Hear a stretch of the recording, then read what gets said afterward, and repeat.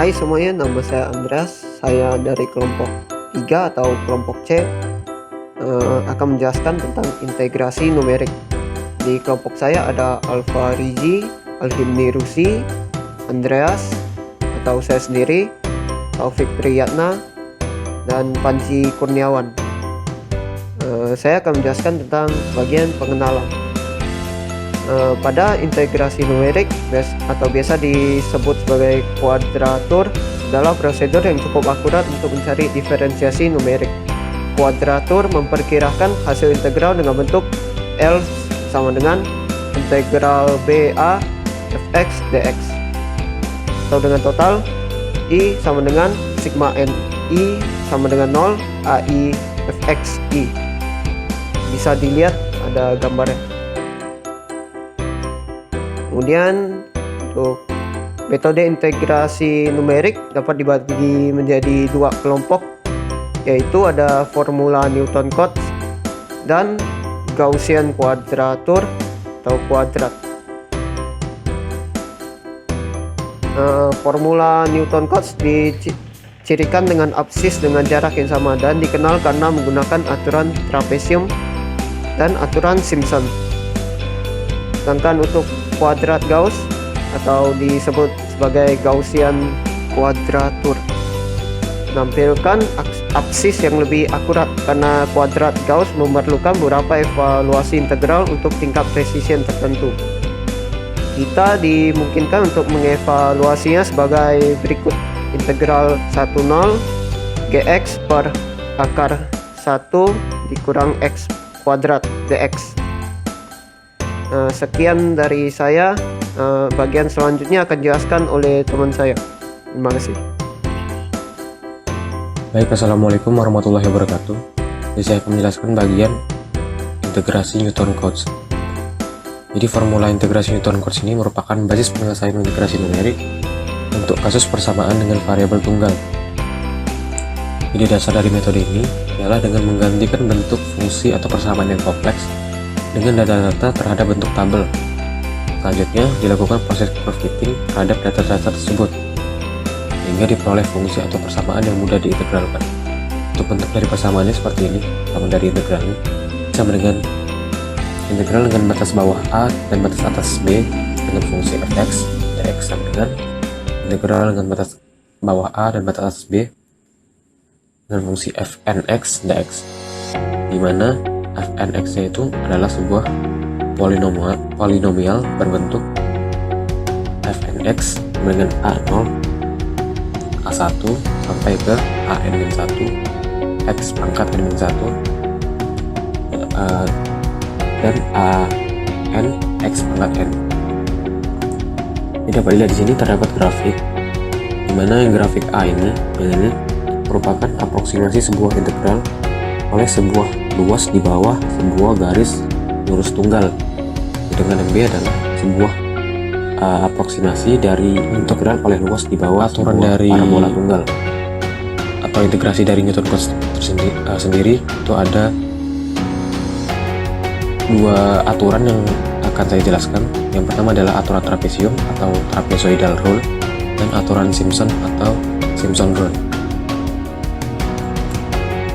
Yang pertama, untuk trapezoidal rule sendiri merupakan bentuk integrasi Newton-Cotes yang paling sederhana yang menggunakan pendekatan polinomial order 1 atau linear. Jadi trapezoidal rule ini dapat digunakan untuk mencari suatu leluasan di mana leluasan tersebut diestimasikan ke dalam bentuk trapesium. Ini untuk bentuk persamaannya adalah I sama dengan integral dengan batas bawah A dan atas B dengan fungsi fx dx, di mana fx nya sama dengan fa tambah fb min fa per b min a dikalikan dengan x min a.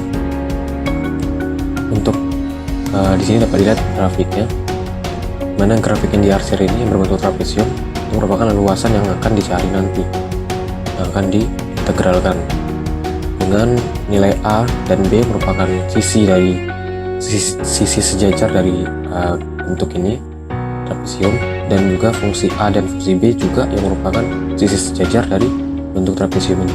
dapat dilihat juga di sini terdapat daerah yang terdapat di luar kurva. Ini merupakan daerah galat atau errornya. Lanjut ke formula trapezoidal rule. Formulanya adalah I sama dengan B min A dikalikan dengan FA min FB per 2. Ini merupakan proses dari penurunan rumus yang ini. Lanjut ke contoh dari aplikasinya, dimana di sini terdapat fungsi fx 0,2 ditambah 25x min 200x kuadrat ditambah dengan 675x pangkat 3 min 900x pangkat 4 ditambah dengan 400x pangkat 5. Diintegrasi fx dari a atau batas bawahnya dan batas atasnya ditentukan dengan batas bawahnya a sama dengan 0 dan batas atasnya b sama dengan 0,8. Jadi untuk bentuk persamaan ditulis seperti ini. I sama dengan integral batas bawah a sama dengan 0, batas atasnya b sama dengan 0,8 dengan fungsi fx x dengan fungsi ini yang diberikan. Di hasilnya adalah 1,64053. Di sini juga dapat diketahui fa-nya, karena fa-nya tadi sama dengan karena a-nya sama dengan 0, ke fungsi a-nya dapat diketahui. Jadi f0-nya atau fa-nya sama dengan 0,2 dan fb-nya sama dengan 0,232. Nah, di sini kita akan mencari nilai galat atau errornya dan persentase galat atau errornya dengan menggunakan aturan trapesium. Ini sama dengan b min a dikalikan dengan fa min fb per 2, dimana b-nya tadi 0,8, a-nya 0, maka 0,8 dikurangi 0 sama dengan 0,8 dikalikan dengan fa-nya 0,2 plus 0,232 per 2 sama dengan 0,1728. Jadi nilai kesalahannya adalah sebesar 1,64053 yang sudah didapatkan tadi dikurangi dengan nilai yang didapat dengan aturan trapesium 0,1728. Jadi hasilnya sama dengan 1,46773 dengan persentase errornya galatnya 89,5%. Jadi nilai 89,5% ini didapatkan dari 1,46773 dibagi dengan 1,64053 dikalikan dengan 100%, didapat nilai 89,5%. Selanjutnya adalah aturan Simpson. Aturan Simpson ini merupakan suatu aturan yang digunakan untuk menghitung luas suatu berderajat 2 atau berderajat 3 dengan pendekatan, yaitu pendekatan menggunakan pastisi berbentuk parabola. Jadi untuk aturan Simpson sendiri ada dua, yaitu aturan Simpson 1/3. Ini merupakan persamaan dari aturan Simpson 1/3 yang dapat digunakan.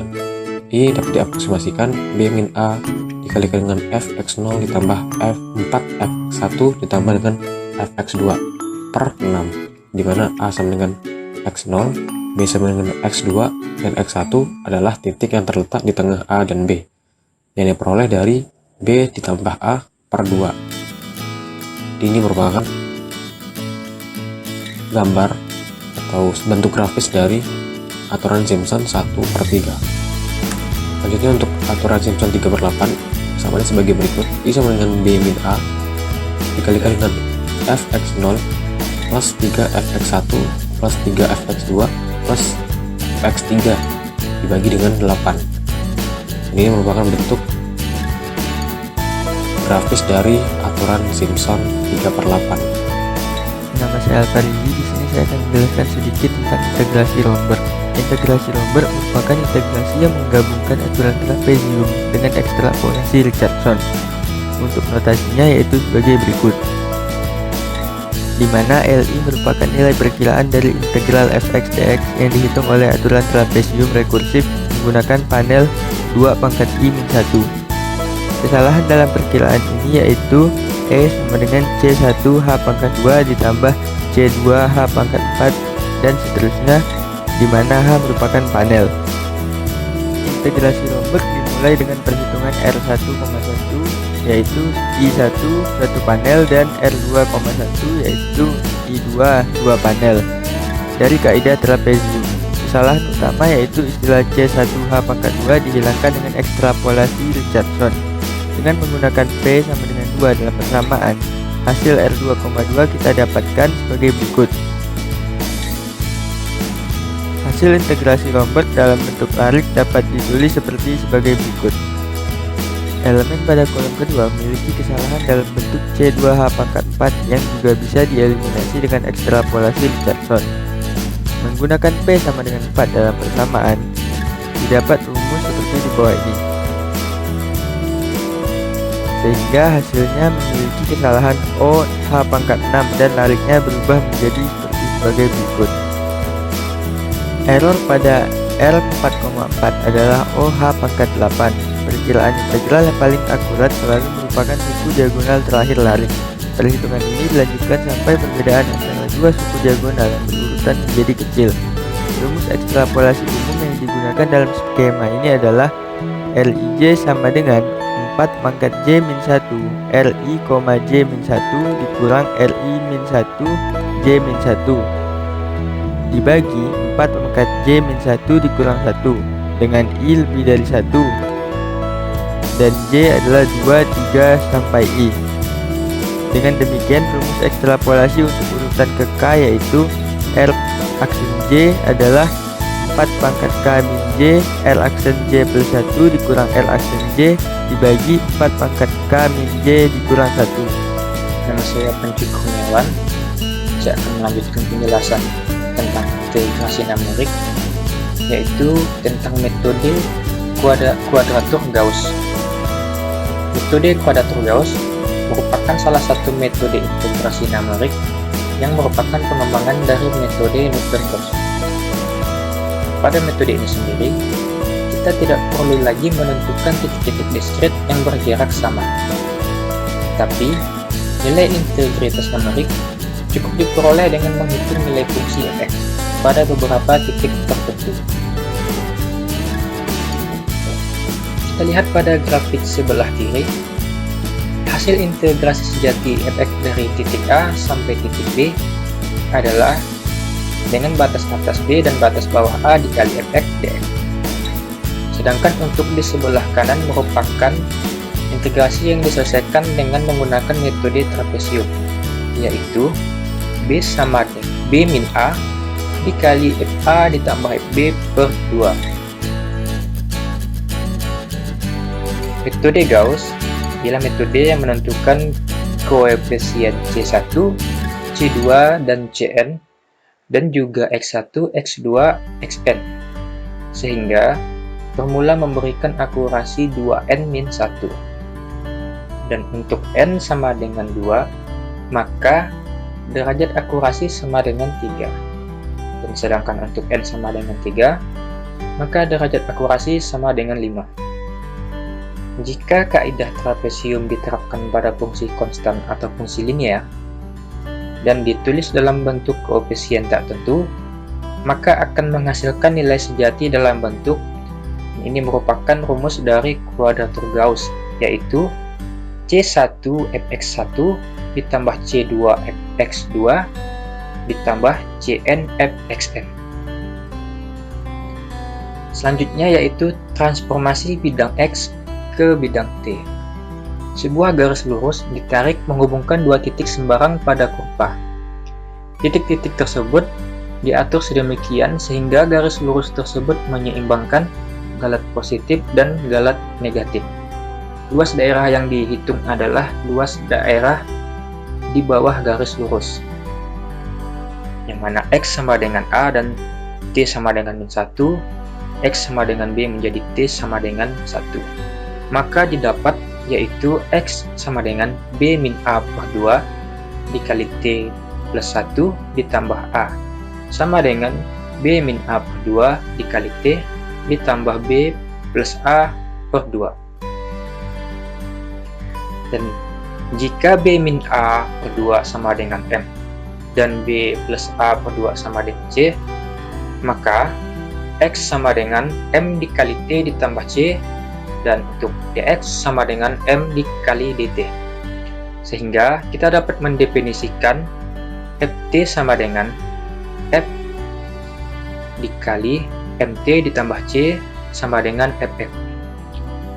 Dan integrasi sama dengan M dengan batas atas 1 dan batas bawah min 1, FT dt sama dengan M, dan sigma N I sama dengan 1 CI dikali F TI.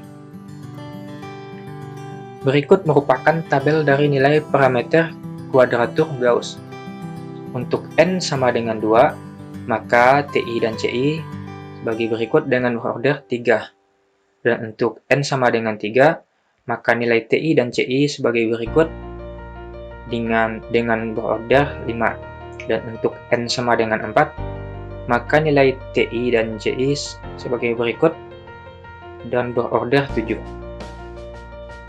Multiple integral. Multiple integral merupakan sebuah metode untuk menyelesaikan permasalahan integral dengan cara membagi integral menjadi beberapa integral.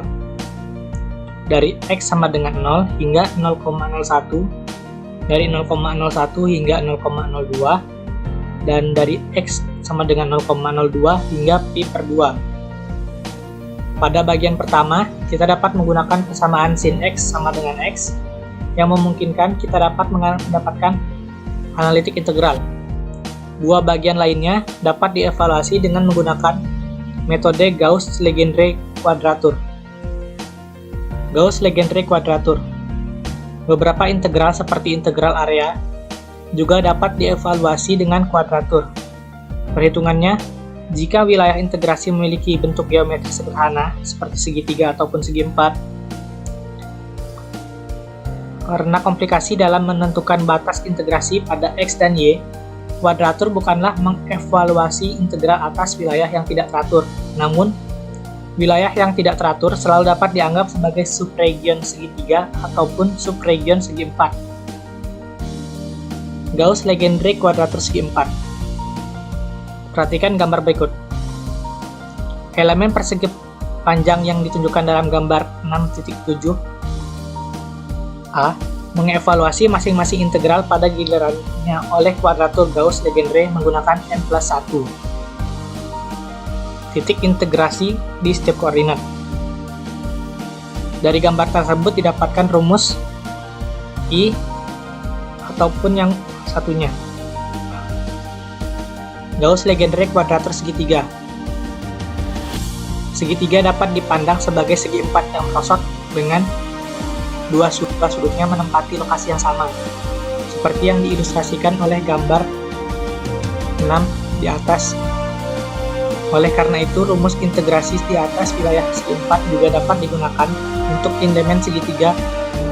Namun, itu adalah sebuah cara komputasi menguntungkan untuk menggunakan rumus integrasi yang dikembangkan secara khusus untuk segitiga yang kami hadirkan tanpa derivasi, dengan rumus A sama dengan A1 per A, I sama dengan 1,2,3, di mana A adalah elemen area.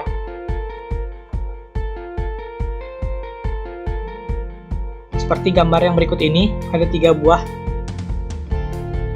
segitiga. Dari gambar tersebut, kita dapat mendapat rumus persamaannya, seperti yang dituliskan berikut ini, di mana AK merupakan representasi dari koordinat dari integral K, dan WK.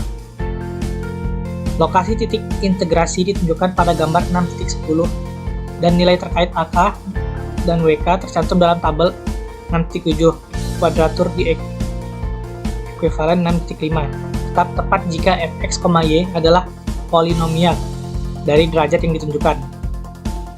Ini adalah hasil dari gambar yang pertama, yaitu linear mempunyai titik A dan AK 1,3, 1/3, 1/3,